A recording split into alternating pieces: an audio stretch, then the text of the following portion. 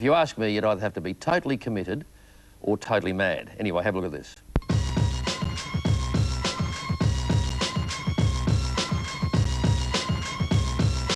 Speed. It's every young boy's obsession. Kicking up a bit of dust, racing around the track.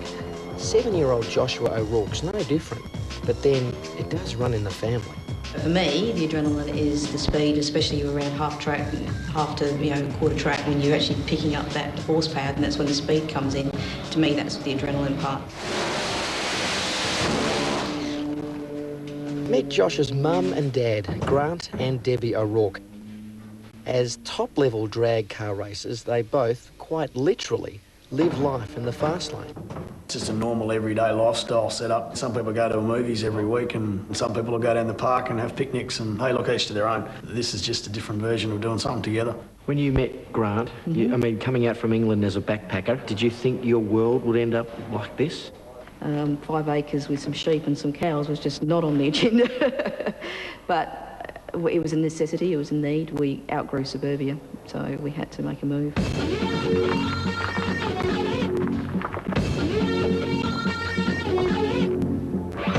The O'Rourkes both drive supercharged Monaros, but getting them across the country to the racetracks is a challenge in itself.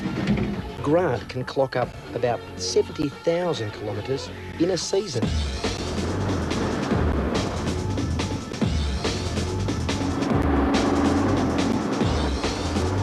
As you can probably appreciate, 45 to 50 hours of driving to Sydney or Brisbane is quite a long trip.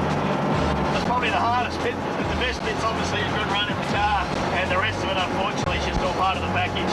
That's just how it is. It's all part of the job. Today, though, it's off to the local track for a test run. You would be absolutely amazed at the amount of effort that it takes just to get one of these machines out here on the track. First, the engine gets warmed up, then it gets pulled to bits, a few adjustments are made, then it gets put back together again, and then re-fired up. And only then can they start thinking about racing the car. All this for just 6 seconds of pure adrenaline. I've always been your typical young guy growing up and, racing around the streets in hot cars as such, but never at a serious level like this, no. I sort of said to him, look, I really would like to have a go at this, and I guess probably within about a year I got into that car and drove it then, and I've really thoroughly enjoyed it, and that's where I really, I guess, my interest really started to be stoked. As soon as it's running and anyway just close to happy, timing straight away, all right?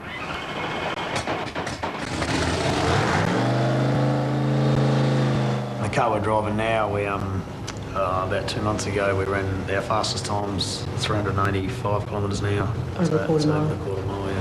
From a standing start. In fact, this little beauty goes faster than a jumbo jet at the point of takeoff. So it's hardly surprising that it can cost up to $250,000 to build. You don't have time for conscious decisions. If you sort of feel as though you've got time for a conscious decision, chances are you've got it all wrong.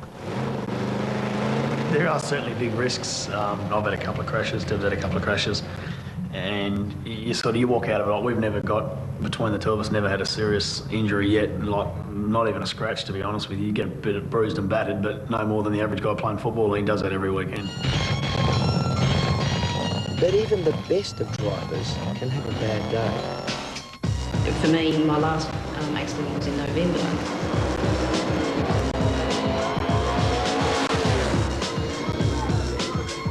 Yeah, I wasn't really interested in getting back in the car, but every time we started going back to Grant, and the feeling started to sort of bubble away again. Your heart's in your mouth, but it's one of those things you can't do anything about. The best you can do is get there and just hope everything's okay. Something went way wrong with that. The way it got up, Debbie is out of the car, obviously A-OK. Put your hands... Both of us are aware of the downside to the sport, but we're also, I guess, the adrenaline that you get during the run is you almost become addicted to it, and it's almost like when's your next pass. I think he's gonna win because all of our crew tried hard. When I get in the car, I get in 100% confident that I know that I can do the job ahead of me, but at the same time I'm 110% respectful of what it is, because when I do something wrong, it only gets magnified. So it will bite me very quickly. I don't turn into a different person, but I do turn into a very serious sort of a person. If I flick the switch, the car's now alive. I then jump on the throttle for the burnout. As I reverse back, the car's still idling. I'm checking the oil pressure gauge, stitching the tacho, making sure everything's fine.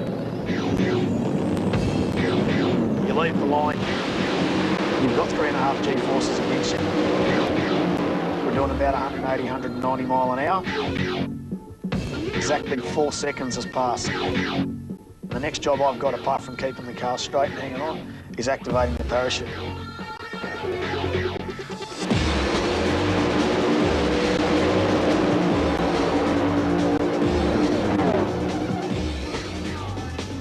It's not a buzz really until the other end, when it's all gone well.